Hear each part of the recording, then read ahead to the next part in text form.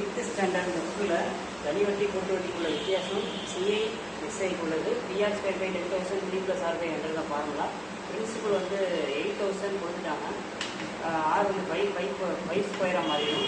Therefore 10,000 into 3 + R value 5. அப்போ 5/100. இங்கே 0வை cancel பண்ணலாம். அப்போ 8/10 இன்ட்டு 5 ஸ்கொயர் பண்ணால் 25. இதை கிராஸ் மல்டிப்ளை பண்ணிக்கலாம். 3 × 100 300 + 5. அப்போ 3 × 5 பண்ணிவிட்டு 100 பண்ணலாம். அதை 2 × 5 = 10 5 × 5 = 25. நெக்ஸ்ட்டு 2 டேபிளில் கேன்சல் பண்ணி 4 டைம் பண்ணலாம். அப்போ 4 × 5 இருக்குது. 4 × 5 = 20 இன்ட்டு 305/100.